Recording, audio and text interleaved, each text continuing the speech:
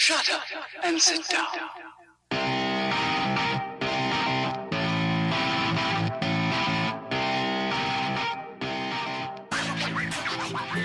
I'm not looking for laughter. I want groans. I want to put my watch on my belt, but I realized it was a waste of time. I am riding my bike down the street of cobblestone. My friend texted his girlfriend Ruth and broke up with her. Man, he's ruthless. You are listening to the Dialed Podcast with Matt LeGrand, Evan Price, Lance Hepler, and Jake Von During. Silence is golden. Unless you have kids, then silence is suspicious. I burned my Hawaiian pizza today. I should have had it on a aloha temperature. Someone just stole my mood ring. I'm not sure how I feel about that. I went to a party last night and everybody had a cold. Yo, it was freaking sick. I was trying to figure out how lightning works, and then it struck me. I am riding my bike down the street of cobblestone.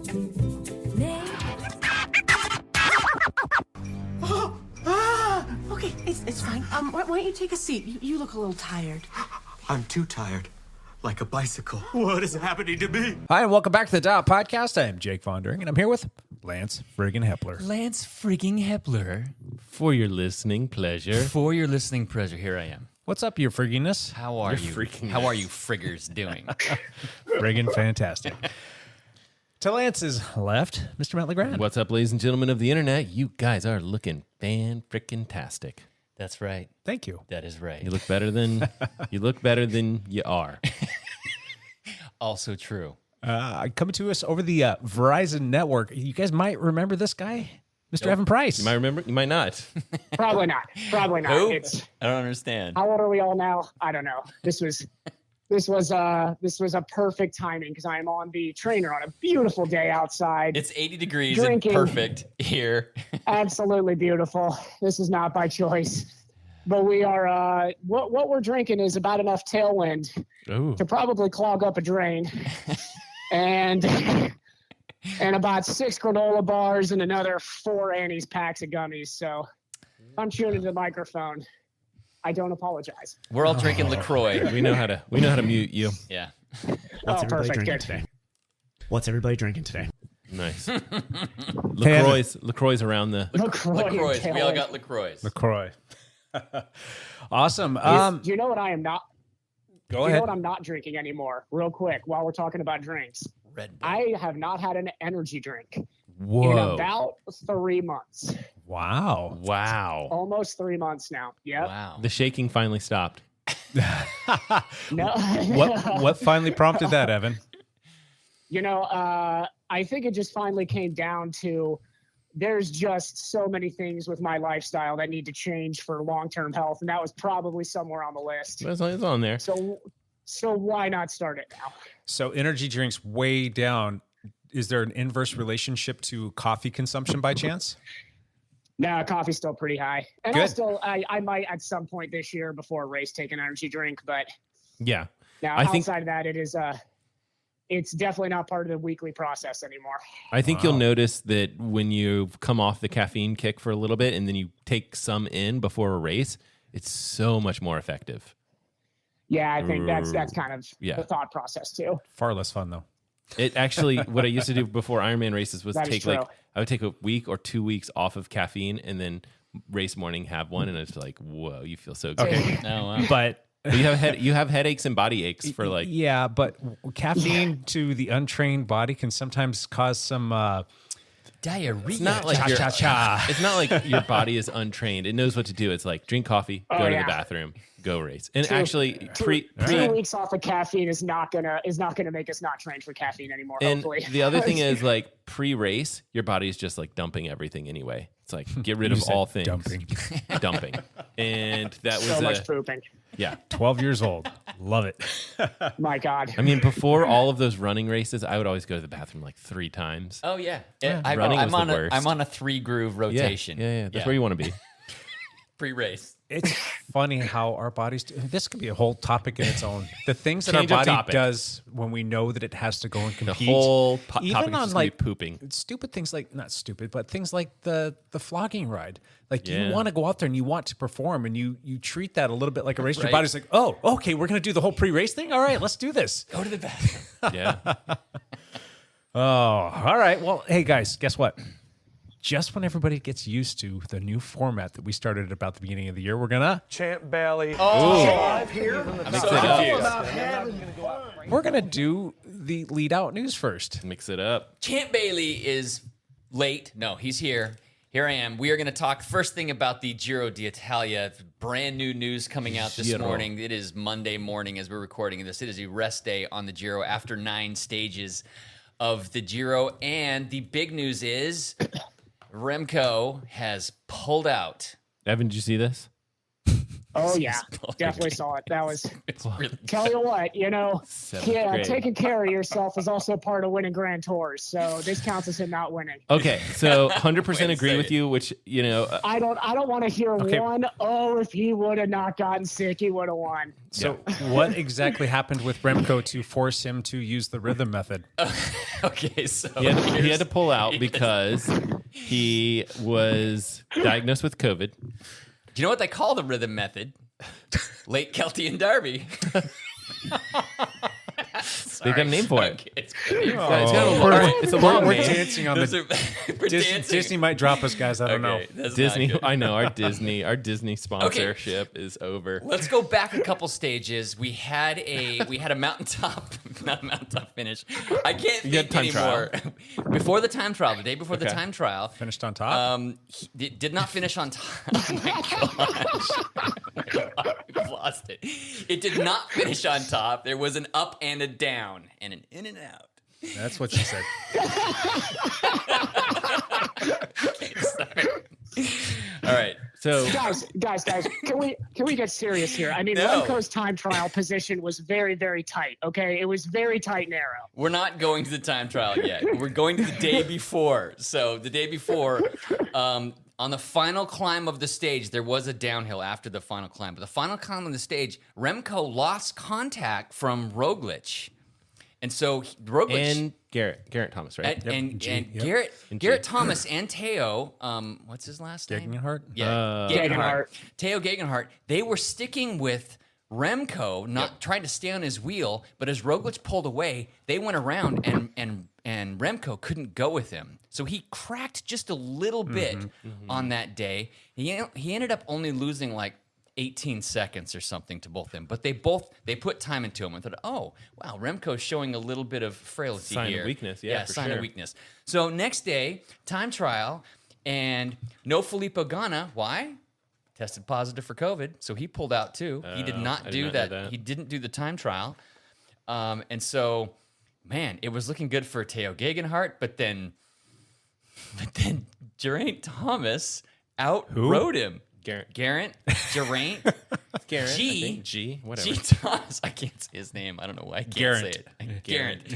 So Geraint Thomas does great in the time trial and ends up beating his teammate Teo Gegenhardt by like 2 seconds or 3 seconds. So he's in the lead, and freaking Remco goes out there. He doesn't dominate. He just barely squeaks by It's like 1 second, right? 1 second. Wins the stage. A 40-minute time trial by 1 second. And that actually put him back in the pink. It did. Wow. Because the guy in the pink jersey lost like a minute and a half. And so Yeah. it put Remco back in the pink jersey. Super exciting and super fun. And then like an hour later, he announces, I tested positive for COVID and I'm Wait. pulling out. So did he do that time trial knowing that he had COVID? I don't know. Because an hour later, the timing is a little maybe fishy. maybe it was that evening. Sure. He made some comments though about how he just didn't feel like he had legs. He didn't feel right. Didn't feel like himself. And then he said at some point in time during the time trial that like things kind of woken up and he finished strong, Right. but he didn't feel like his normal self. So I'm sure him coming back and telling whoever his supportive person Right. is, Yeah. hey, something's a little off. Maybe like, maybe we should just test you just to be safe. And if, Filippo Ganna, when did he come out as tested day positive? before. So there's obviously it's in the forefront of your mind that it's going around right now. Right. People in the Peloton have it. Maybe we should go test you. There are no UCI rules about testing at the moment. It's all up to the teams. Yeah. If they want to test them, how often they test them. And there's no rule that says if you test positive, you have to pull out either. But that's up to the teams as well. But he decided. What about like the different countries and the municipalities of where they're racing at? Are there any That's a good question. I don't know. This restrictions is Italy. there? Yeah. They're I very I feel like bike everything. friendly. Yeah, that's true. They're bike friendly, but like, I also I think we should all put on our tinfoil hats for a minute. Got them on. It's radio. Yes, you say got them on. Yes, They're on. Yes, we do. What if the whole thing was like just made up, so that He's can looking gear- really good. so that he Let's- can gear up for the tour? pull them out? That's I very know, interesting. I know where you're going with this, Matt. There's Well, actually, no way. This is Why- no. This why is would actually somebody David Goodman's sacrifice like. winning a Grand Tour. Right. He pulls out But maybe it's- winning the Grand Tour. But maybe he felt like I'm cracking early in this first week of this stage. Like something's not right.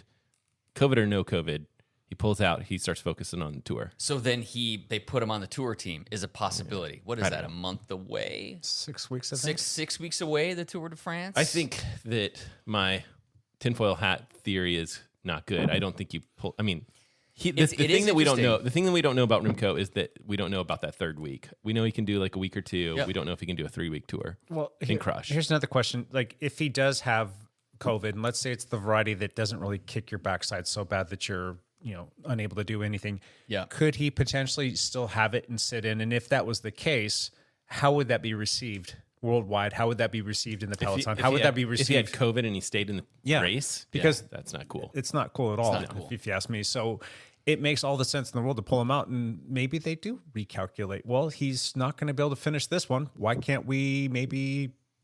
How much is he going to lose? I mean, how down and out is he going to be? it's a good I mean, question. Take a little rest week He's and going then to take a week and back he's to gonna be- elevation and start training. Here's my thing, though. He had COVID, Yep. and he still won a Grand Tour time trial. Correct. Well, So what the hell, but he man? didn't win it by 10 seconds like He he won did it by a for second. Right. But I mean, Still what was won, it? though. Wasn't it like a 20K that he won it by 10 seconds? I mean, 20, it was 23 It was seconds. a stupid amount of time Yeah. for that short of a distance. Yeah. That was weird. Yeah. Like suspiciously weird. So We won. So I'm just gonna say, winning by 1 second sounds about right Sounds for about someone that has COVID. I don't know. I think he has COVID. I think it's all above ground, above table. It's all fair game, and I do think that he's going to recover for a week and he's going to try and make it in the tour. That's Now, my theory. here's another question for you: why wouldn't they take him to the tour? Why? I mean, is their team already set? Is there somebody that's going to be better? I No, mean, a lot of times- nobody's even announced their teams yet. Nobody's announced their tour teams yet. There's a couple of teams that have come out and have, I think, given some soft lineups of who their team's going to be. I don't think it's the official, like what they've submitted to the tour, but there's all still- there's teams that are starting to come out and say, hey, this is what our team looks like. If I'm not mistaken, I saw that.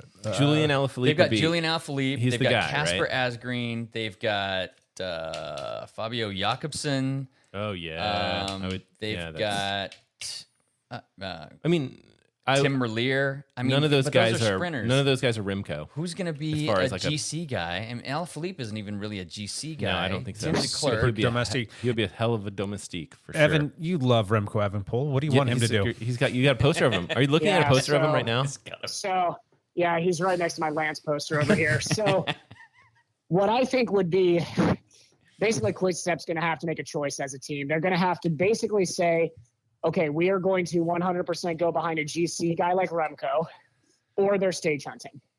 If they try to do both, Remco absolutely will not win the tour, which means pulling out of the Giro would have made no sense. Jumbo So- did it last year. Who? Jumbo did it last year. Try to do both. They did both. Yeah, but Eh. but Jumbo's team is way deeper. Quickstep. Here's what I think you do. Quickstep would struggle right now. The problem is that they have most of their guys that they would need Remco to have in the tour are at the Giro right now. Yeah. So What if you here's did- the problem is who's going to protect him in the mountains? Julian Alaphilippe. Yeah, Julian's Absolutely there. not. He's not. This is not. I mean, he's cresting his best days here. Yeah. Now, I still think that probably true. Alaphilippe could be a Valverde later in his days where he could stage poach for sure, but he's not going to be up there with Sepp Kuss Just climbing setting away. the pace right now. Yeah, no. I think Remco's legit. I think he's fine. I don't think that he can do it all by himself, but I think he could do it with Julien Alaphilippe doing the first half of all the big stages or whatever. I don't disagree with you. And I think that Remco's crafty enough and strong enough, as much as I don't really care for the kid, right? He's to good. Sit on wheels. Yeah. I don't think I don't know. I wouldn't say he's like super crafty, but he's good enough. Talented. Those two wheels are Vingegaard and Pogacar, who are going to be in absolute peak shape. Like, we don't know about that. I'll say that they're both going to be ready to go for sure. I think you're right, but it's yet to be seen, right? We got a broken wrist for Pogacar. So he's missing training for sure. Nah, he can run on the trainer, man, with a broken wrist. They got him on the trainer, man. He's still probably 30 hours a week on the trainer. He's getting all those Zwift jerseys. Dude, that guy. They gave him a bionic wrist. Yeah. He's strapped into Zwift. That guy's riding 30 hours. Oh yeah, we haven't talked about the Zwift coffee shop. There's a coffee stop on Zwift now. What? Evan, try the Zwift coffee shop right now. You can take a 3-minute break, and your avatar will stay with the group that you're riding with. So there's more details to it. How do you get that? More. It's in the new update. Is it like a thing that you get like like a power up kind of thing? Yeah, you have to be riding for 30 minutes, and you get a 30 second. No, then you get a 30-second stop. After 30 minutes, you get a 30-second stop, and then after another 30 minutes, it goes up. You get like a 3-minute stop if you need to go to the bathroom. So instead of calling it a piss break, they call it a coffee stop. Yeah, it's fantastic. It'll just keep I you like with that. I think that's smart. It hooks you onto wherever you are, like in a group. What about doesn't work during races? What about like scheduled event rides that you're doing? Like if we were to put together team rides, it would work for us. God, and you guys know how many times we do because we've been riding to with the you. Bathroom while my avatar is going downhill, hoping and praying that I'm going to get back in time before the group drops me, or I just get a full on 30-second pit stop, and I'm now going to have to chase on for God knows how long. Yes, I'm sorry. We have seen you do that before, pretty much every time. I'm good at it. Really good. My problem is if I take a bathroom break and I don't time it just right with the downhill, I'm done. Like there goes my ride with the group. You're off the back. Doesn't happen. So that the coffee shop, that's a good little feature. Okay, sorry. That was a Zwift detour. It's important. So going back to Evan Pohl, we shall see. Maybe we shall see. I mean, I'm sure we'll get plenty of reports over the next week as to what his health and his condition is and how he's feeling, and I'm sure they'll maybe give or shed some light on the situation as to what they're going to do. The other thing is, well, maybe they just don't do that, and then they're going to throw him at the Vuelta. That's what I was going to say. That's probably the more likely thing, but it is probably the smart thing to do if you're It'd be great to see him in the Tour and just get his butt kicked. He wants to go race with the Big Six. Yes, he does. He wants to be a Big Six. Yeah, man, you can't call yourself Big Six and not go to the Tour. Like, could you imagine? That's the equivalent of somebody in the NBA being like, "I'm one of the best 5 players, but I think the playoffs aren't for me this year." Not interested. Thanks. Has there been any word from Alpecin what they're going to do for the Tour this year? Are they going to stage hunt and go for potentially a green jersey? Or nobody's announced. We know that Van der Poel is going, but they haven't announced teams yet. So we don't know, and they might not announce until the week before. So he's going for everything. If MVP is going to be there, he's going for green and he's going for stages, guaranteed. Yeah, that's what I think he wants for to yellow. Do. I don't actually know if he wants to get a green jersey. No, definitely no yellow. Him and Wout can't go for yellow yet. Well, and also the two of them battling all those freaking sprinters. Awesome. What do the first stages look like? Because that's the thing. Like they could go to yellow. They could go get some yellow. Sure. Some time in yellow. He did a couple years ago. Yeah. A couple days in yellow. Yeah. Van der Poel did. Fantastic. That'd be awesome. It would be great to see them for the first 10 days go at it. It'd be awesome. I think that's the case, Price. I think it's they're going to go play for the first 10 days and we'll see if they finish. Oh, yeah. Yeah. Not all of them. See if they can get some I'm talking stage about wins. MVP. They'll go for the green. Yeah. Because Wout will finish. And Wout will go for the green jersey again. And he'll probably win a Mont Ventoux or something stupid. If he does, that's not I'm going to throw the remote at the TV. I better not be over here, Jake. I think they're going up Duez again, so I'm sure he'll probably win that somehow. No, that's Pidcock's race right there. Not if anybody but Chris Froome is in his race. I was gonna say that's Chris Froome's. That's his. He's gonna run the bike up. Pidcock won Alpe d'Huez last time they went up. I know. That was awesome. I know he did. I know he's great, but still. In other Pidcock news, Okay. Way to He's mountain biking. he raced his mountain bike. Yeah, segue. Good segue. There was a World Cup mountain bike racing in Czechoslovakia, Nova Mesa or something like that. I screwed that up. Was he on the new Pinarello full suspension? Yes, he was. Oh, The really? Pinarella Dogma, brand new full suspension bike. They just built a mountain bike. Why is their road bike and their mountain bike and their everything else bike The same Dogma? name? Why is it? Because you'd think it'd be Pinarello, and then you'd have like Dogma would be like their road bike series, and then they would have something else for mountain bike, something else for gravel, something else for cyclocross. I don't know. Originality is hard, Matt. That's true. It is hard. Good point. BMC struggles there as well. BMC Except for doesn't have instead of good using words BMC. like dogma, they use letters and numbers like over and over and over and over again. Yeah, it's the same BMC is thing. really bad. Yeah. So there was a short track race. Pidcock actually went out and did a 3.5-hour training ride and then lined up for the short track race Like you do. and won it. How long was the race? 45 minutes? Hour? No. 18 minutes. That's it. it? Was a full gas 18-minute mountain Wow. bike short track race. It was fun to watch. It wasn't like 4 guys off the front. It was a pack of 30 Oh my gosh. all together for like the whole race. It was so exciting to watch. What do you think the watts were for the first, I don't know, 10 seconds of that race? And Pidcock got clearance to do the race like an hour before the race started. That is And so he weird. started dead last in the back. No way. What? Yes, back row. And worked his way to the front and out sprinted this huge German guy to win the short track race. Okay, kudos, Wow. freaking Yeah, Pidcock. absolutely. So Nice pretty work. exciting. Not in the Big Six. Yeah, and then he also then the mountain bike cross country race was the next day, and that was more like an hour and 20-minute race, and Pidcock won that one as well. So he got away with one other guy, crashed, lost like 10 seconds, got back up, clawed back to him, ended up beating by like 6 seconds. So he Wow. won both mountain bike races, UCI mountain bike races this weekend. So kudos to him. I'm curious to see what he thinks about that Pinarello mountain bike.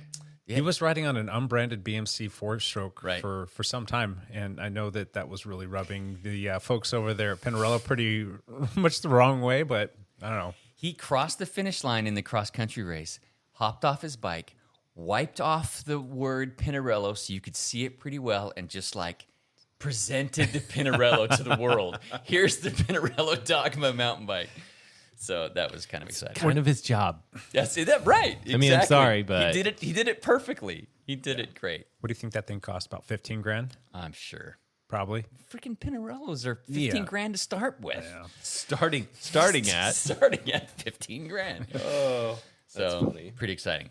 In the women's race, in the cross country race, Puck Peterisi, who is under 23 but chose for her first ever UCI cross country mountain bike race to cat up to the elite field, not race the U23s, and she won it with some great strategy and beat the current world champion. So that was kind Wow, of exciting. nice work. Yeah.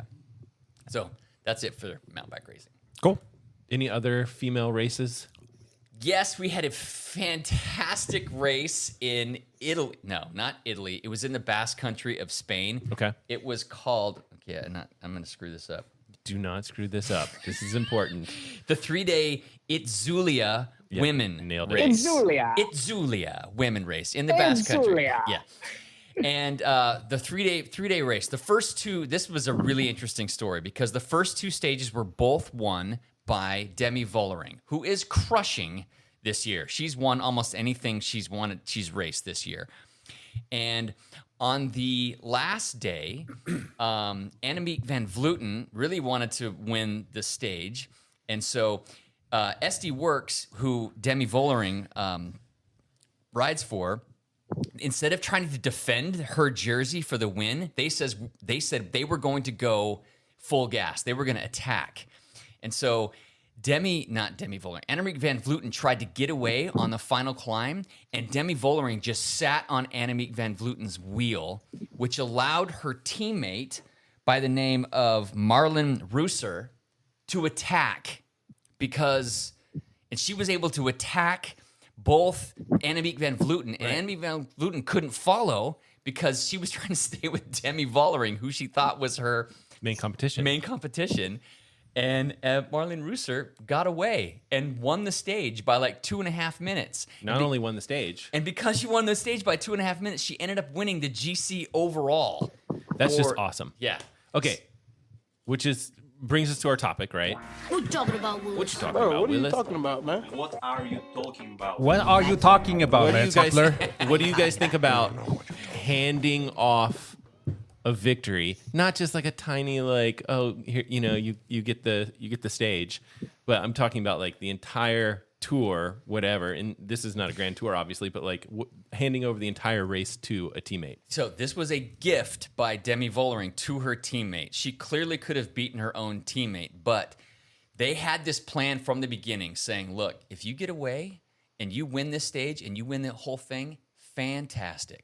They said they had it planned. They had that planned to do this, to see if her teammate could get away and actually win the stage and win the GC overall. And Demi Vollering was all for it.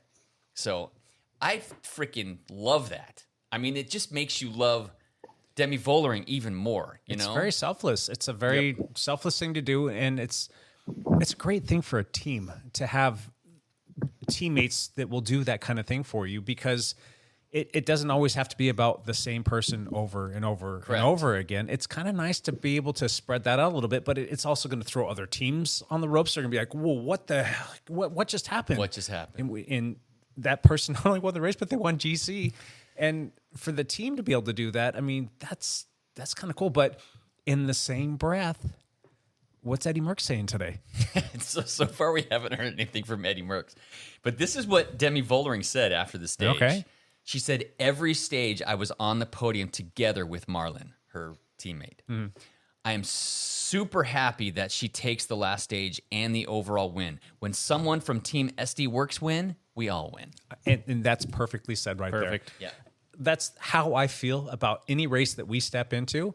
And it's even better when there's a bunch of us in there, because then you don't really know how it's going to happen. But I love nothing more than to see our team be on the podium. If we can be at the very top of that step, even better. But what I personally love is, like, I've been able to win a lot of bike races in my day. I've done pretty well and came up through the ranks, and then got hit by a car, and things haven't been so great over the last 5 years. And, I did win a road race just recently, which was pretty cool. It was the first one in a long time. But for me, though, I don't need to come out and win every single race. Do I want to have the ability to win? Absolutely. But it's almost, for me at this stage of the game, it's more gratifying for me to know that I helped put somebody into that position to win a race that either has never won a race before, or has had really bad luck, or they win races very, very seldom, and it just doesn't happen all the great. So to be able to deliver that person to that position to be able to win, I'm happy to do anything that it takes to make that happen. And I think that that's a fantastic feeling. But there are plenty of people out there that are going to say, no, if you've got the ability to win the race, you're the best racer in the field, you should go out there and you should win. And I don't necessarily agree with that. What do you guys think? It's being a part of a team that I love being a part of, and loving the teammates that I ride with. Yeah. And I am just as happy to see a teammate on the top step as to see myself. Now, that is more prevalent in road racing than off-road stuff. It's a little more difficult to gift a race to somebody if you're doing mountain bike racing or cyclocross racing. It's not impossible if you're both like head of the class and you can let your buddy go. I'm all for that. But here's the thing: if people are going to complain about this, then they're going to just need to start complaining about all cycling. When you are marked, and you're like, okay, my teammate's going to go. You're going to mark me. I'm going to send a teammate out. Good luck marking all of us. Like, that's called team racing. Yeah. Like it's the most, it's pretty basic, fundamental cycling racing, right? Yes. I mean, it's like, when you see it all the time, especially at like classics or whatever, it's like there's two teammates and then there's one guy that's out there. Guess what they're going to do? They're going to keep attacking, and the other person's going to sit on the wheel until their teammate, whichever one it is, doesn't even matter. It's like till that person gets away. And it's like the person that's the third wheel, that person's screwed. He's never going to win against two teammates because they're going to play team tactics against you. Yes. Which sounds like what's happened. I didn't watch the race, but that's kind of what it sounds like what happened in this particular situation. Yes. It's like she was marked, teammate went up the road. Well, look at Wout van Aert and Christian Laporte in the was it E3 Saxo Bank race? Sure. Yeah, one of the cobbled classics, and they both got away. And clearly, Wout van Aert was the strongest rider, and he basically pushed him across the line. Go. Right. At the finish. You need to win this race, and that was where Eddie Merckx said, "If you can win, you win." And the whole rest of the world said, "Kudos, Wout van Aert. We love you even more for doing that and being a good teammate." Yeah. I mean, Christian Laporte is going to kill himself to work for Wout van Aert because of that. And same thing would happen with Demi Vollering and Marlon Reusser.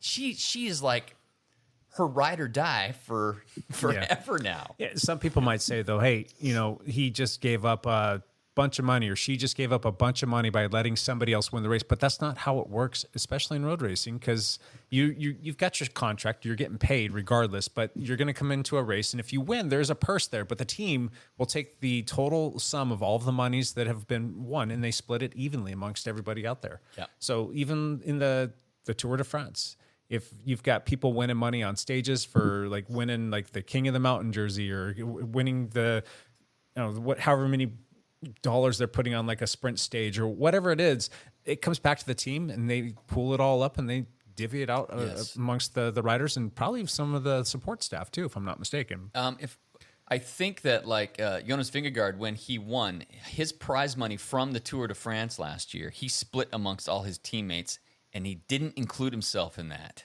He didn't take a portion of the prize money. What he did was I'm going to get plenty of promotional dollars. It's other contracts, so That's you guys fantastic, have the prize money. Yeah. So. Well, is there ever a time where you would not subscribe to this? If you don't like your teammate?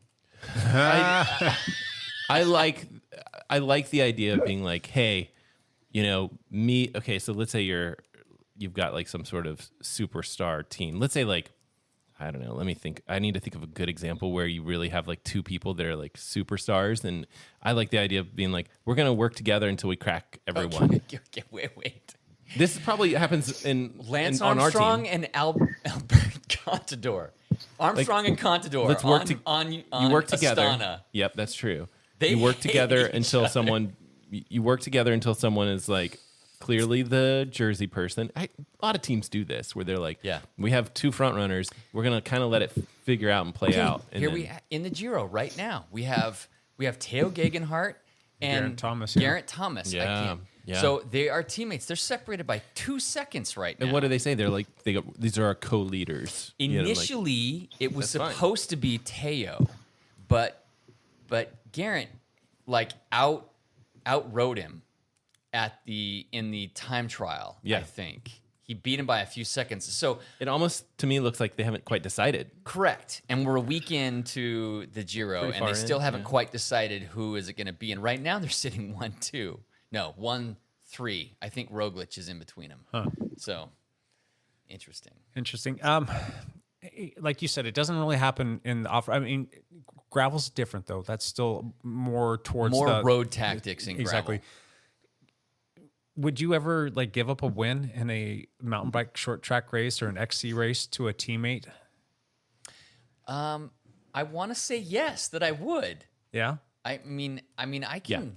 You would. I'm happy for my teammates. I love to see my teammates. There's one thing if you're in a race, and let's say that's like you and a teammate, and you guys are both away from the field, and there's no more team tactics left, and maybe you get enough of a gap to where you don't have to worry about it, and it comes down to you and this other person. Would you ever sit up and just let them ride off and get the win, like a clear win? Yeah, there's 4 or 5 teammates that I would do that for. I think you would, but I also think that on the flip side of the coin, you would just be like, and it'll be fun if we just race to the finish. Like you probably have done this in the past month.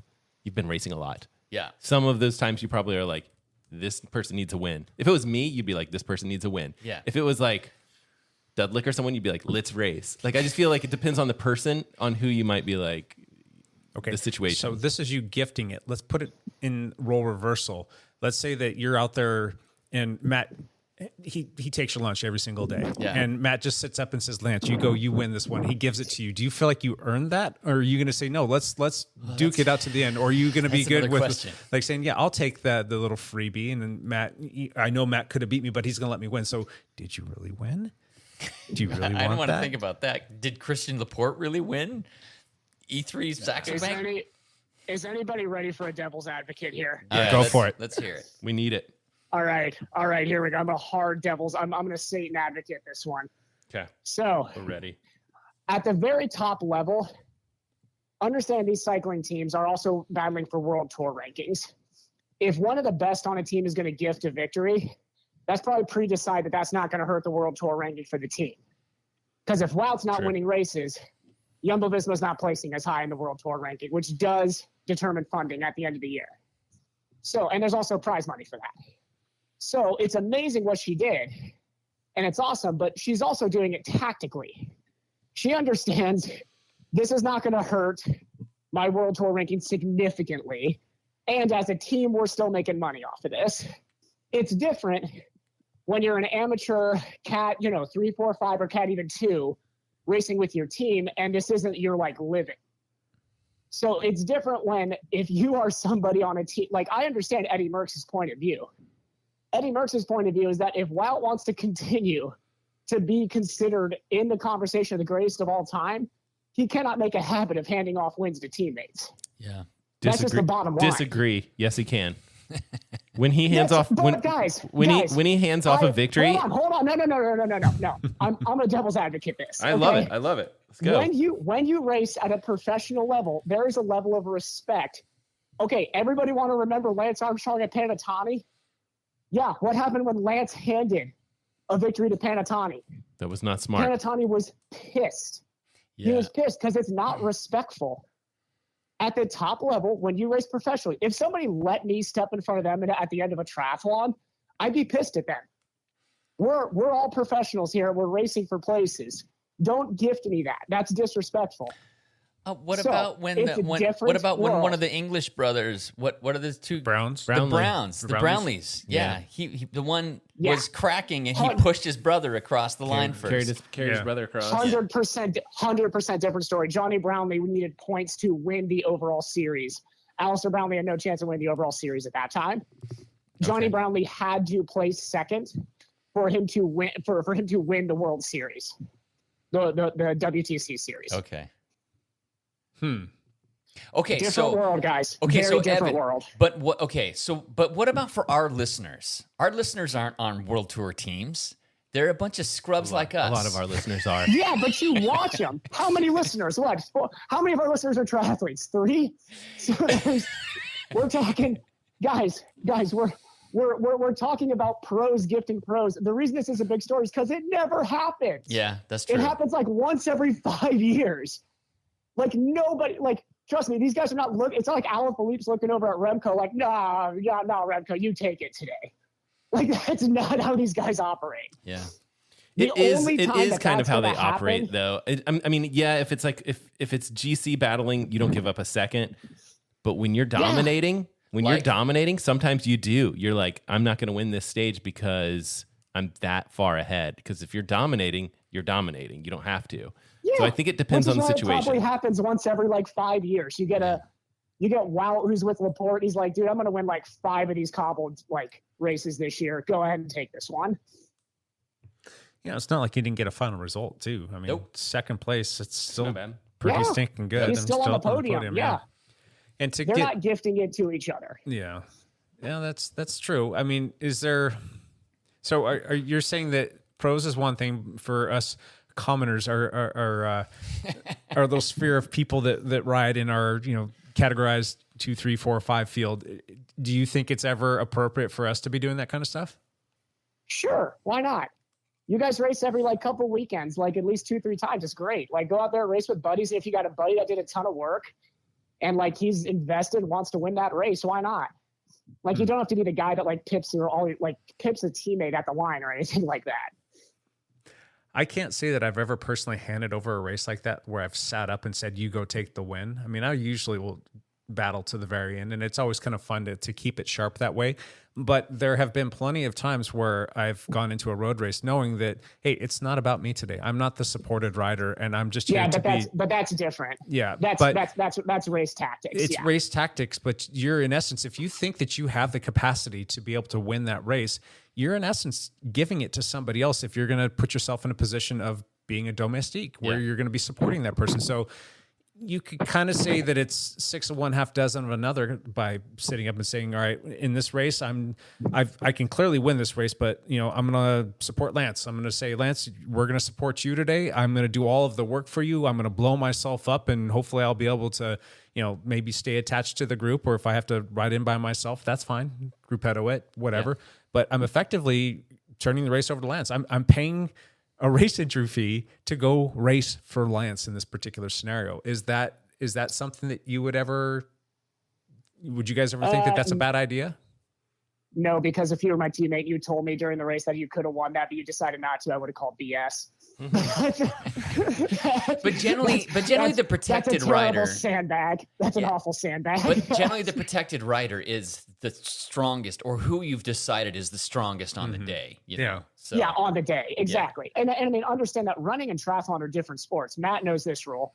So in triathlon, if I do not decide to challenge somebody at the end of a race, right? This is a very debatable rule. This was actually the rule where they were going to suspend Alistair Brownlee, actually. Yeah, true. Is if you do not give effort at the finish and you quote unquote, I would need to look at the actual letter of the law. But if you basically gift somebody a position, both are suspended.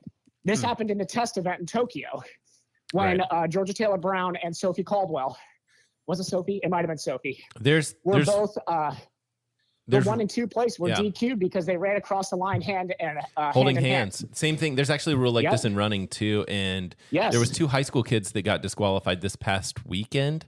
I saw this. Did you see this? Yeah. Absolutely. It's a weird rule, and I like the rule. Yeah, I like the rule too. I think that judges need to be empowered to be able to be no, we're not going to because these are 2 kids that didn't get to go to the state meet after winning their districts or something like that, right? Where it's you know what, these guys they should have gone to state. I think the rule needs to be more clear. I think the rule needs to be more clear. At the start of races, remind the kids. Do you think because that's a niche rule that I don't think most high schoolers would know. Yep. Mm-hmm. What else, guys? Anything else on this topic that you guys want to chew into? Any other angles that you're looking at with respect to how this thing all boils down? I mean, we've had plenty of times where we've supported people. I can't think of a time that I've ever gifted anything to anybody, but you've worked for people. Yeah, but it's different. In defense of that, very different. Very different. I actually take joy in that. And even when I'm in my prime, sometimes it's fun just to kind of take the pressure off of yourself to have to perform, and knowing that you've got a very specific thing that you need to go out there and do. And then after that, whatever happens, you just don't care because you did your thing, and then it's time to move on. I can remember the last time I did PIR, I think it was my absolute worst placing that I'd ever had. It was something I came in 50th place or something like that, but we had a full on train going, and the whole premise was to launch a couple key riders to put them into position. And I pulled for a full half of a lap at 450 watts and trying to go as fast as I possibly could, knowing that everybody's going to sprint around. And I got swarmed, and everybody came around, and I kind of rode in next to Ian Gibson, and we fist pumped each other as we crossed the finish line in 50th and 51st place. And I'm that was fun. That was more fun than I should have out at PIR, but I was fine with that. I can't think of another scenario though where I've really truly given up something, but I'm not opposed to that. I don't think it's necessarily a bad thing as long as we're putting a teammate up on the podium or putting him in the best position to try and finish in the best possible places we can. I'm not opposed to it either. I mean, come on. This is local masters, old guy racing. I don't want to take serious stuff. It's serious stuff. So seriously. Don't take it so seriously. Then why do you show up and race? Have fun because it is fun. It is. I want to have fun. Yeah. In the short track race I did this last week, I was lapping not a teammate. I was lapping a competitor whom I should not have been lapping. He is fast. Mechanical issues. He had some mechanical issues. And when I caught him, we were going up a hill.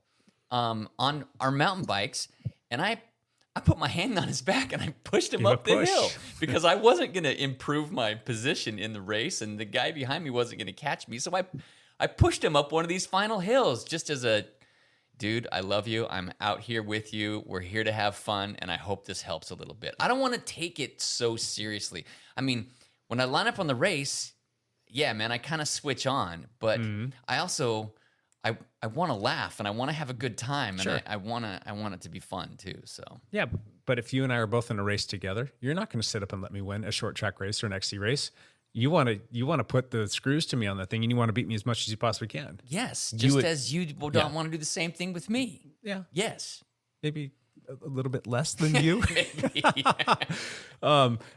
One other question. I don't know if there's much more to talk about on this, but do the gloves come off when it comes to Strava? This is No. way more serious than racing, This guys. is way more serious. Do you ever concede a segment if you know that you're in a position and you're with another teammate? Give someone a segment. Jake just did this to me like a week and a half Well, ago. you guys have let each other out for segments hundreds of times. Yes, maybe we not have. thousands of times, but hundreds of times. Yes, we Couple, have. a few. You have. We've done a few. So that's helping, but it's not. I don't think that you would ever like give someone if you have a chance at getting it, you're gonna snag it. No, Jake totally He gave you one. gave me one, except I didn't end up with it. Well, yeah, because somebody else came from behind me and was like, "Oh, I'll take that." It was a short segment on a cart path on a golf course, and it was nighttime, and so there's no golfers out there, and so we're like, hey, we're gonna get this segment, and so I led the whole thing. I was like drilling it the whole way with Jake sitting on my wheel, which was, and when we got to the end, Jake even said, hey, I'm not coming around you. You've done all the work, and he just kind of let me have it. So and until the person who was sitting on my wheel said, I'll take that from you. Thank you he very said, much. Screw Lance Hepler. I'm taking this thing. What about if it was a longer segment, though? Let's say that it's multiple miles long and there's multiple poles in there, and you've got the live segments up on your Strava. I know Lance is watching that, and I know that sometimes he'll get after it and he'll like put himself in a good position so that he can come around and quote unquote Lance the group. Yeah. Are you ever going to sit up and let somebody else have that, even though it was like equally shared work? Or Nope. I know this is getting into kind of the weeds, but I don't know. I'm just kind of curious if the psychology or the mentality changes when it comes to Strava, because Strava is forever. Strava is forever. And again, there's no prizes. It's just for fun too. So I want to take it that I got way. I got a letter this weekend from like some route in Alabama or whatever, and so. But then I went to look at it to see, because I was like, okay, well, it's probably someone on a bike, and this is like a running course record or whatever. Yeah. And I went and I looked at it, and it was like it just went nowhere. Do you think that he deleted that particular activity, or do you think that? Wait, so you Strava got just- you got an email, clicked on it, and was was check it it a out. CR or was it a KOM? CR. So it was for running. It was running. And so you went to go check it, and then the event was gone. The activity. I clicked on the link, and it was like that's going nowhere. So do you think that was a deleted activity at that point? He either deleted it or made it private or something. or changed it from running to whatever it Biking actually or was. something like Yeah. Yeah. Yeah, maybe. But you'd think if he changed it, it would have shown up as biking or something. I don't know. Yeah. Whatever. He might have made it private.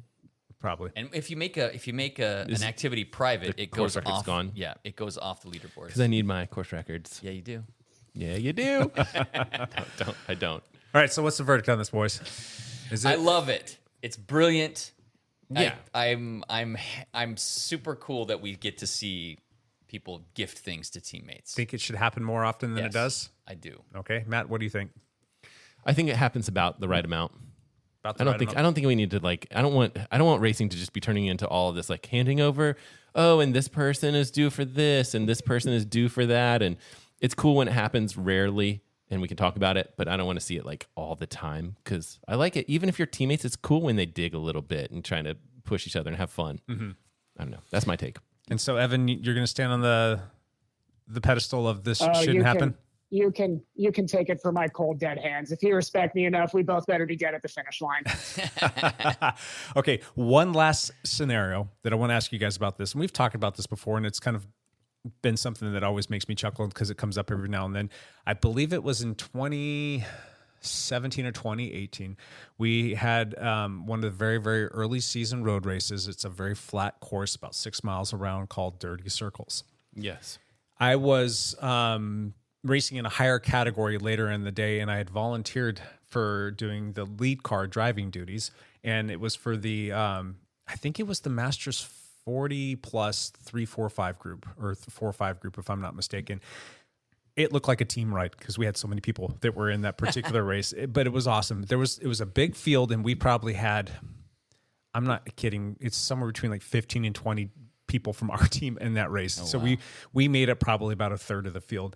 And we had 2 of our teammates that were very strong and actually worked together to get away in this particular race. And it was so much fun to watch because I was driving in my truck, watching the whole thing unfold in the rear view mirror and basically pacing everybody. And I watched them break off the front, and it was Sean Martin and it was Chris Hanel. And they got away from the field, and they ended up getting a really big gap. I mean, like probably multiple minutes. They ended up finishing the race well ahead of the peloton, right? They come rolling up to the finish line, and they were arguing with each other. No, you take it. No, you take it. No, you take it. And it got to the point where I swear they must have been rolling at like 3 or 4 miles an hour coming into the last like 30 or 40 meters of the race. And I was joking with them. I'm like, you guys should have just like sang Kumbaya and held hands and hugged each other as you crossed the finish line. But they came across so slow. And I can't remember, but I don't even remember which one of them won because it was so like uncontested and they went by so slow. I got to go check this out and see who it won, ended up winning. But it was, Sean Martin and Chris Hanel. And I think it was a 1-2. I can't remember if it was Hanel that ended up getting the win or not. But how do you guys play that out? I mean, when it comes down to 2 people that work super hard, and Sean will tell you, like, Chris did the majority of the work. He was, super strong. He was stronger than me on the day. I still call BS on that a little bit just because it does take a lot of work from both people to stay there. And Handel's an alien, and he's super aero, and he's super strong, and he doesn't necessarily have to put out the same amount of watts, but just to stay with him, you have to put out, it's one of those conundrums where you're like sitting on his wheel and you're putting out more watts than he is to go as fast as he is. It's just like, that's how slippery he is in the wind. So Sean still did all of the work to stay there. He still put in plenty of digs and did plenty of work to make that thing happen for both of them. And it came to the finish line, and they're literally arguing over, no, you take it. No, you take it. I'm not going to, nope, you're going to. And they just went back and forth. And I think Sean ultimately made Chris go across, if my memory serves me correct, because his point again was that he did the bulk of the work. What are you guys going to do in a situation like that? Like when it's 2 teammates that have been just battling until the very end. You should have run him over with your truck. Oh, Chris, it was Chris Hanel. So it was Chris Hanel. Yeah, good on you for looking that up. What year was it? Was it 2018? It was 2018. Okay, that's what my memory was telling me. But how are you guys going to handle a situation like that real quick, and then we'll move on? That stuff happens. You get two people that are really nice. It just happens. Like, I get annoyed with that after a minute, and then I'm like, all right, fine. As long as they're not creating a dangerous situation with like a field sprint coming right up behind you. Yeah. Let him track stand it out. That's almost what they did. That should have been funny. Come up to the line and like you track stand. Whoever puts a foot down first has to. Yeah, right. That's awesome. All right. What do you think about that, Evan? What are you going to do in that situation? Just take the win, Hanel, for God's sake. Too nice of a guy. He doesn't like to do that, though. All right. That's. I think that's about enough of that stuff. What do you guys think? We good? Champ Bailey out. Oh yeah, longest back, whatever we call Lead that. out news. All right, let's do. We haven't done this in a while. Hey, what's the thing right here? You want to do this? Oh yeah. All right. What do we got? Let's do some Patreon stuff. A Patreon drawing. Okay. Talk about Patreons for a minute, and what is it, and what do they? Patreons are the folks that help support this little dog and pony show that we got going on here called the Dial Podcast. There's this little website called 1 or 10 patreon.com, and you can go there, and there's actually links on the Dialed Podcast link on the Dialed Cycling Lab. If you go to dialedpodcast.com, it'll take you to our website where there are links that you can follow to Patreon, and you can see different ways that you can support the show. And we're going to be adding a few different options pretty soon that are going to be even less expensive, just to make it a lower Nice cost of entry, so more people can help out. But in doing that, there's some things that we're gonna try and give back. But the most important thing is like we do this like little raffle thing here, and we'll pull names out, and we've got this little bin at the lab where you can come down and get a bunch of free little goodies, pick some things out of the bag, and we are gonna do a drawing today. So Matt pulled a name out of the hat, and who do you got there, Matt? Aaron Baraff. Aaron Baraff. And you're supporting the podcast here. I mean, for the price of coffee, you can support the podcast. Sure, we appreciate it, and we will love you forever for all times. Yep, it just helps support some of our operational costs because things like web hosting and all the little things. There are some costs. Yeah, it just adds up every single month. So yeah, Lance's LaCroix addiction. Yes, and his. I don't know what. I was trying to come up with something mustache funny. Wax. Mustache wax. So if you want to support the Dow Podcast, you can go to dowpodcast.com, click on the Patreon link, pick a Patreon that works best for you, and we'll really greatly thank you. And we do want to get some of the Patreons to come back on the show. We used to do the listener hot lap, and I think that we need to get back into that. So if you are a Patreon and you are interested in joining us on the podcast, reach out to us. You can hit us up on any of the social medias like on Facebook or Instagram. Or you can shoot us an email to info@dialedpodcast.com, or probably better using info@dialedcycling.com, because I'm not sure if the info one for the podcast is functional right now. We just did a bunch of like web work, and there's a bunch of stuff that's still kind of like you need to get ironed out. I don't know what to call it that. So, all right, moving on. Backpedal. We got some backpedaling today. We got some backpedaling. Did I miss something? Lance is looking at me like I missed something.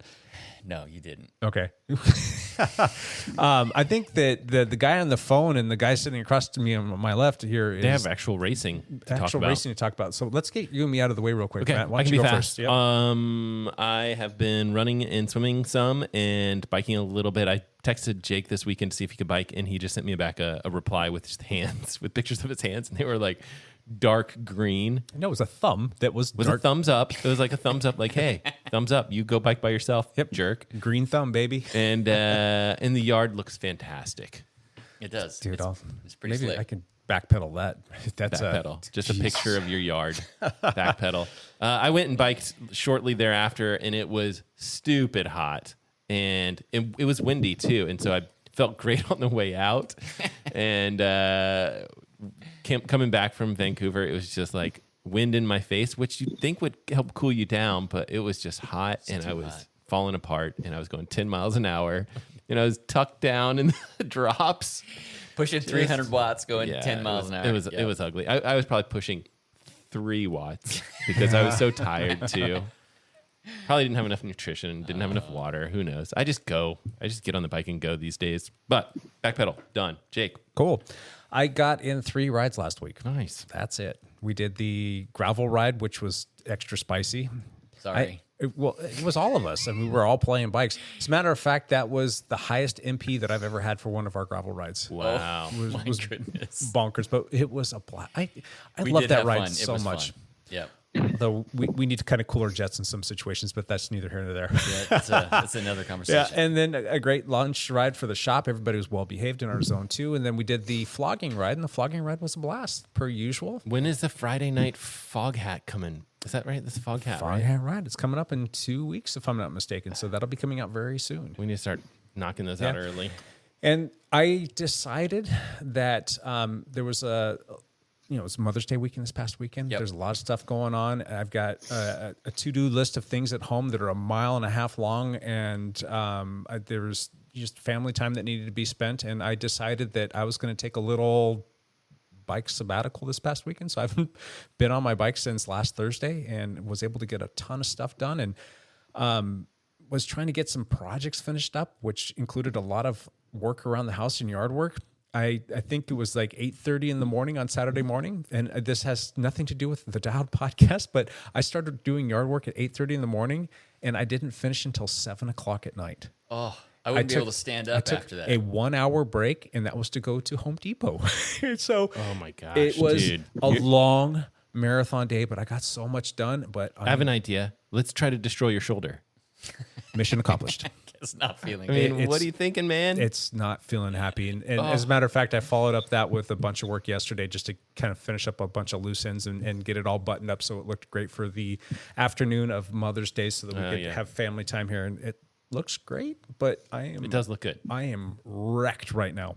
So like I thought to myself, I'm like, maybe my wife even told me, she's like, you can go for a ride if you want. I'm like, nope, I'm going to get this all done. She's like, seriously, if you want to go for a ride, I'm not going to get upset with you. I'm like, nope, I'm fine with that. And then I'm thinking in my head, oh, maybe I could. And then I'm like, no, my legs are too tired because it's just like all kinds of work. And I'm like, maybe I'll go ride on the trainer or something like that. And then I tried to lift my arm up. I'm like, oh, we're not doing any of that My today. wrist was hurting after my bike ride. I don't know if it was like being in the drops for a long time. Something was like off. Yeah. I was like, I'm getting old, dude. We're getting old and we're falling apart. It's funny, like Lance is the oldest of our group, and he's like, no, I'm fine. Perfectly fine. It's because I'm not doing yard work. I go out for like a 20-mile ride, and I'm like, I can't move my arm the next day. Yeah. Evan, you want to backpedal for us? Jake is basically just storing serious upgrade husband points though, so he's going to be a Cat 2 husband here very, very soon. Oh With all yeah. that yard work. Hopefully I That's get amazing. upgraded. I think 10 hours of yard work is the equivalent of like 3 PIR wins, I think. Yeah, dude, that's some serious cross training though. Let me tell you, because it was Oh, not like yeah. I was doing nothing. And I think I looked down at my watch, and I think I finished the day with 18 or 19,000 steps. Yeah. Oh yeah, right. That's not a even lot of. including the squats and lunges too. Oh, I yeah. mean, the steps aren't even the tough part. It's the carrying and squats and lunges. Yeah, and then the bags of mulch. I think I dispersed about 40 bags of new topsoil mulch. Each one of those bags is probably like, I don't know, 35, 40 pounds. Walking those things all over the property and throwing it down. Yeah, it was nuts. Anyway, go for it, Evan. There's been research 4,000 to 5,000 calories off 8 hours of yard work typical. Oh my gosh, That's a lot. Yeah, that doesn't surprise me if that's the case. Not even counting the heat too. I mean, the heat's huge there. Whew. So I did no yard work in my back pedal, to be clear. You've been Yeah, kind of but, like traveling though. You've been a traveling machine, right?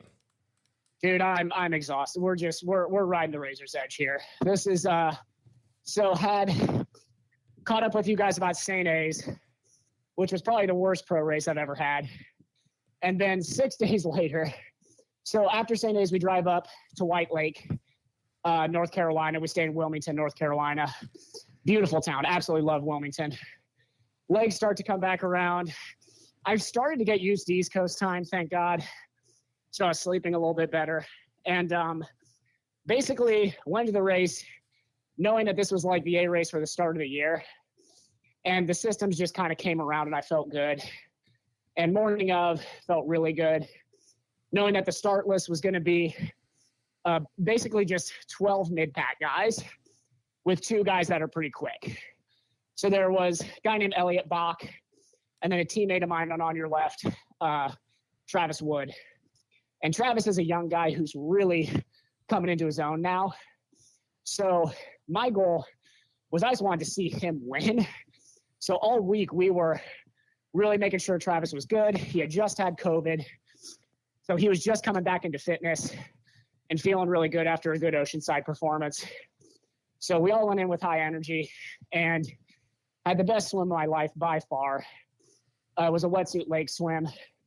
And I broke away from the second pack and swam by myself, basically, chasing the leader's 6 guys. There were 6 guys in lead pack.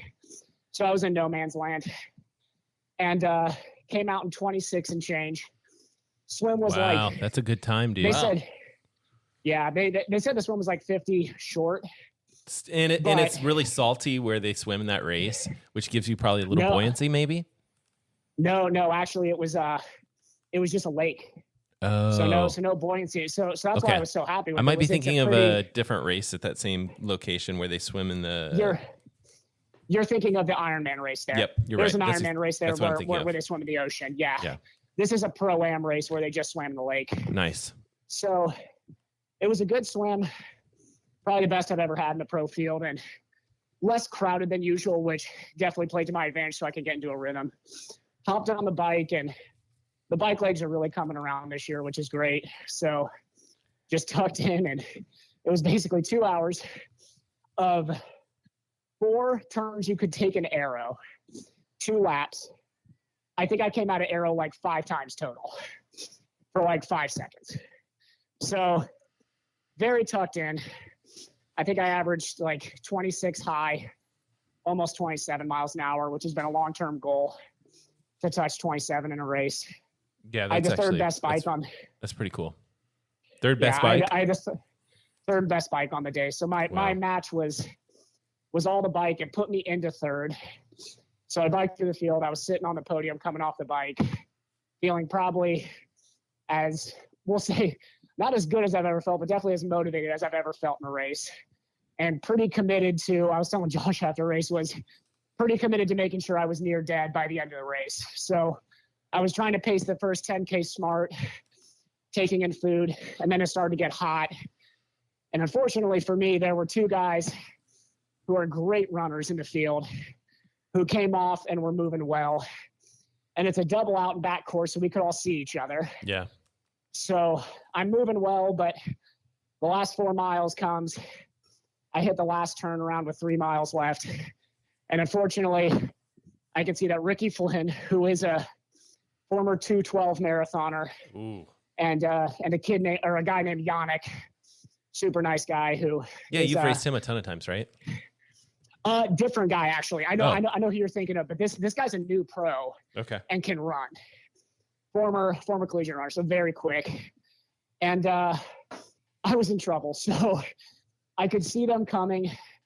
I thought I still felt good, but unfortunately running 6:10 pace when those guys are running 5:20, 5:30, they're coming fast in the last 5K. And I got caught by Yannick with like 1K left.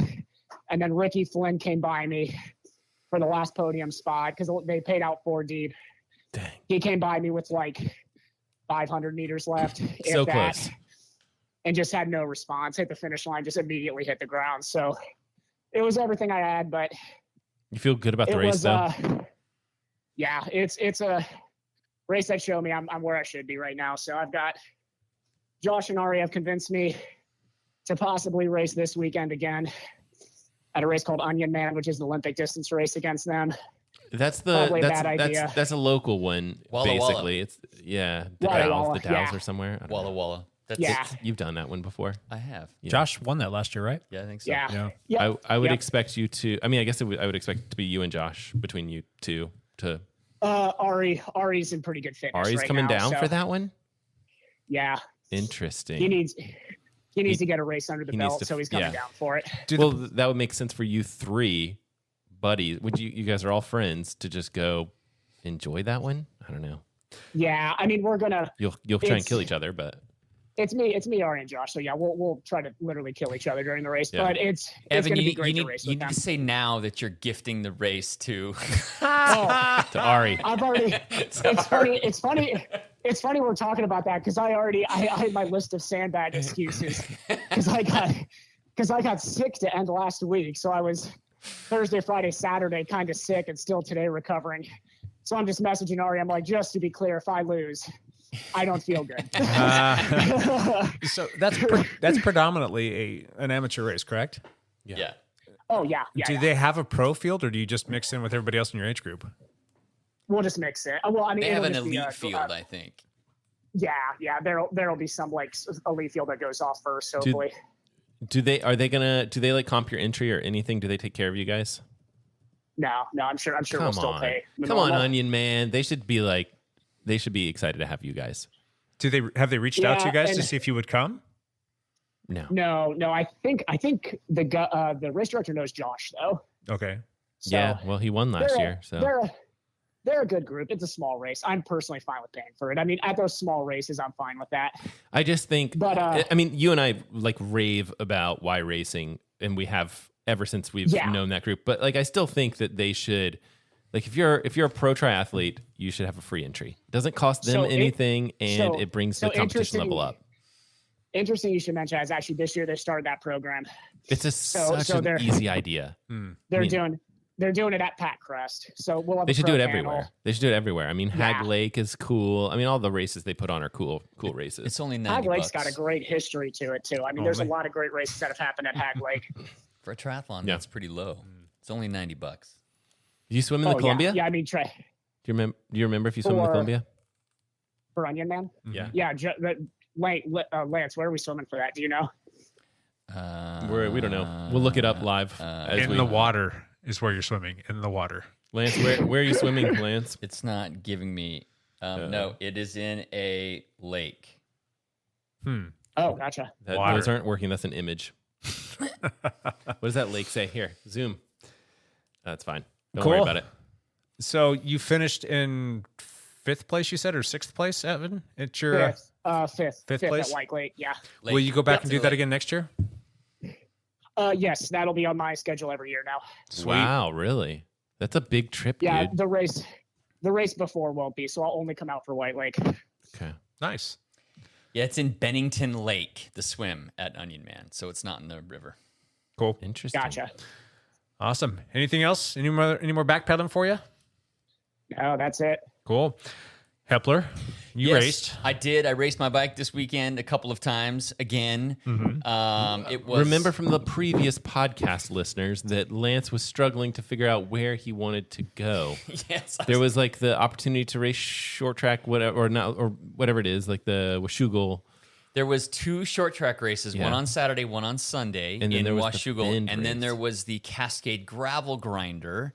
The one-day race being on Sunday in the Bend area, in the Bend, Oregon area. Which is And it about was 3 also hours from Mother's here. Day weekend, It was and also you had Mother's Day weekend. kids and things. Yes, stuff. And life. So I went to the short track race on Saturday.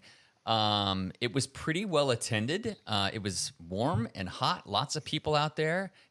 No categories, strictly age groups, which was kind that's of cool. nice. So you just raced your age group. And I lined up in the short track race and ended up second, which was fantastic. Not bad. Yeah, Not so too shabby. I lost to Michael Brown, who is the father of Ian Brown, Local phenom. Yep. local 17-year-old phenom who is on the Trex Bear National Development Team.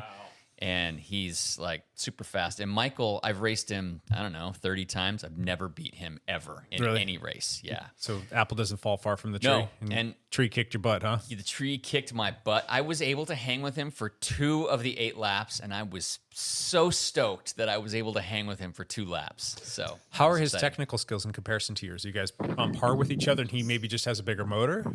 Yeah, pretty close. Okay. Yeah. And he's 20 pounds lighter than me too, so he was out climbing me. So Gotcha. there was one longish climb, not hard, just longish, and he was putting 2 seconds into me on that climb every lap, and we did 8 laps, and he beat me by 15 seconds. So that's about it. That's not too bad. Yeah. Though, I mean. But on the technical stuff, yeah, I was able to. We were similar. And did you enjoy the course? Was it a well laid out? Yes, loved it. It was fantastic. It was well designed. There was a rock garden that made it a little more tricky for people.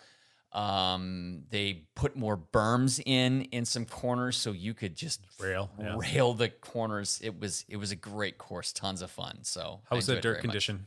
Dirt was good because and they even I think they sprayed it down a little bit because we ended up.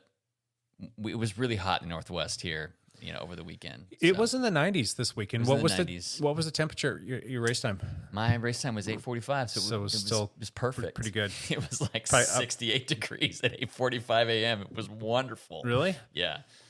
So yeah, my race time was nice and easy. Yeah. Did anybody else have issues with the heat as the day went on? Yep, it got hot. Yep. It got hotter and more difficult, and they actually allowed like a feed water spray zone for your racers because it was hot enough. So they allowed to do that. Okay. So And so in that race, you had company on the podium, correct? yes, my teammate Randy Frost ended up taking 3rd on Saturday with me. That is fantastic. He was over the moon. It was Yeah. very cool. I was so happy that he made it there.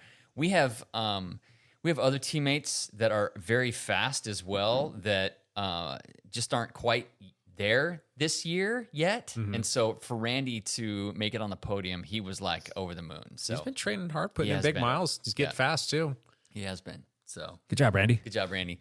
And lots of teammates did really well. We had a big presence there, which was also very fun. So, so that night, I had to decide: am I going all the way to Bend to do the gravel race, or am I just going to go back to the short track race? And I ultimately decided that I was gonna spend Mother's Day with my wife. You wimp. So, And this is all news to me. This whole past weekend, I kind of took a sabbatical from bikes and Yep. social media and all the things. So our team uses Slack to communicate. And like I was telling Lance earlier, like I didn't check it until Monday morning, and I opened it up and I'm like, oh my gosh, I think the number I saw was like 48 notifications, and there was like, oh God, I got some catching up to do. And that was just for the team. But I didn't even see any results from Strava. I didn't go on and look at any race results that were possibly posted up on the Obra. So it's all just kind of like news to me. So it's kind of fun to hear that you guys did well. Yeah, so we had a ton of fun. So I went back out Sunday, and Michael Brown and me and Randy had the exact same result. Oh, geez. So Michael Brown beat me by like 20 seconds, and I was second, and Randy Frost was third in our age group. So, yeah, it was a great time. We had a lot of fun. Yeah. So. No, I don't know how or when or why or how, but I did see a video clip of you going around like taking videos, and there was one of a guy in a medical tit and said his feelings were, that was hilarious, by the way. And then the other one that I died of laughing was Edward Dudlick. I caught him. So Edward Dudlick came out, first mountain bike race ever. Yeah. So he did the beginner category, which was not right for Ed. He won handily. And so we said, okay, you've got to do the 40, you got to do the age group category that was just like 3 hours later. So we stuck around and did the age group category, and he worked himself over. He was spent. But he ended up third in his category, Wow. you know. So yeah, I got a little video of just after he finished when he was still suffering and in the pain cave. And Yeah, if you want to see that, go check out Lance's Strava. yeah, it's pretty stinking funny. Pretty funny. Cool. So yeah, so we had a blast. I had a lot of teammates out there. It was kind of poorly attended on Sunday, which was disappointing, but it was competing with this gravel race and with Mother's Day. Plus, people came out and raced the day before. Plus, there was the Independence Valley Road race the day before. Yes, there was so road race. much stuff going on this weekend. I kind of wondered if that was a bad move, trying to go back to back. But I think all put together, I don't think that there was a big but a big investment on Zone 5's behalf to actually have that. The course is already set up. Invite people to stay the night, make it kind of a fun little thing. And if a lot of people don't show up, it's not like you're going to necessarily be losing money. You're just going to maybe hopefully make a little less. Yeah. They did make it a short cup track. They made it a short track cup race. So you get points. Your results for both days put you in the running for the short track cup.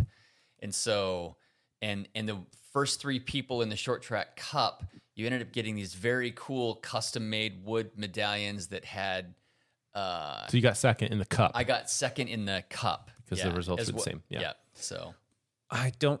Will there be like call up points or call ups for the state championships that no maybe idea. Pulled from this? So we will do the exact same or probably very similar course in July when we have the short track championships. But that will remain to be seen. They kind of made the course to try to stay as much in the shade as possible because we were expecting heat. And so they might change that for the July course, which is fine. So, well, it's probably going to be just as hot in July. It very well could be just as hot. in Last July. year at the state championships, it was in the 90s. It was ugly hot last year too. Yeah. So you almost raced one other day this week, right? Almost. Gravel ride was a race, wasn't it? No, on Monday. I think you sent me a text message. Oh, yeah. So yeah, we have Monday Night PIR, the circuit race, and I went down there with all my gear, and because I had to deliver something to a teammate, I owed something to a teammate, and so I went down there, delivered it, and as I rolled up, it started pouring rain. This week was full on weather whiplash. It was. Yeah, it was like crappy, rainy, coldish. Monday was like 50 degrees, and it only rained in the evening, but for like an hour and a half, and that was right during the races. And I literally sat there and went, nope. Not gonna do this race. And again, like the 1, 2, 3 race, 2 weeks ago had almost 70 people in it, and last week had 14.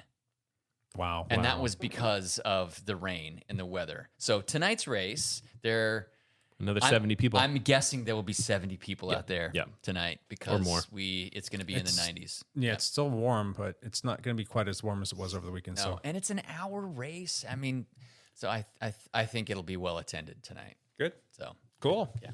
All right. Other than that, anything else? No, I did other stuff, but nobody cares. So. All right. Let's wrap this thing up. One last thing, Matt. Go ahead. My plan, and you know how plans go, is to release a video talking about the Garmin Instinct 2X, which is a bigger Garmin Instinct 2. It's got more battery life. It's got a bigger screen. It's got a flashlight built into it, all for like $450. They didn't raise the price of it. It's a great device. Does everything pretty much. It's missing a couple things like mapping. It's a monochrome display, so but whatever. It's half the price of an Epix or something like that. Sure. But very nice device. Video should be out this week as long as everything goes well. Last week was the 965 watch post, and that one's doing well. It's a popular video and worth checking out for sure. The 965 is their top of the line triathlon watch. So excellent. Yep. Evan Price, you want to wrap it up for us real quick? One last thing. Heading out to a race this weekend, and that's about it. Nice. Onion Man. Onion Man. You could be the onion champ. Mr. Onion. Oh, I don't know. probably not. Walla Walla sweet onions, best friggin' onions in the world. If you by don't the come way. back smelling like onions, Sweet onions. I'm going to send you back out to Walla Walla. Lance, one last thing. I am racing my bike again this weekend. No way. This will be my 11th race of the season already. So go figure. There is a mountain bike race in Silver Falls State Park down by Silverton, that's gonna Oregon. be pretty. Yep. So this is the 4th race in the Oregon XC mountain bike series. So I'm going to go down there and Do you ride throw behind down. a waterfall? We do not. We do a separate Just change the section. course. Change the course, people. They keep us off the That's trail fair. of 10 Falls Yeah, because yeah, that's yeah. super popular. But there are mountain bike trails that we're doing. But Are you even allowed to bike on those trails, or is it just are they really strict with I have them? no idea. Who knows? We'll find out. Yeah. Come find out. Tell us on the podcast next week. That's down in the Silverton area, right? Yep. Okay. Yeah, I've been down there for road racing, but never Yep. off-road. Yeah, it's about an hour and a half south of here or so. Not bad. Yeah, and I'm still kind of trying to. I have unbound gravel in 3 weeks. Yes, So I'm you still do. trying to get some volume in here and there, but I'm still racing through it all. I'm You not could doing bike. it right. You need to Whatever bike I'm down doing, there, I should race, then bike back. But I'm only doing And the then get on 100 your road bike. mile at unbound, so I'm not. You're not doing unbound. You're doing kind of bound. I'm. You're actually not unbound. You're I'm- bound. I am bound. You're I'm bound. doing You're the bound. bound race, not the unbound race. That's fair. All right. My one last thing is I didn't really have much to contribute to this in terms of the things that I did this last week, but that's going to be my one last thing is don't hesitate to take a little bit of time off. Yeah.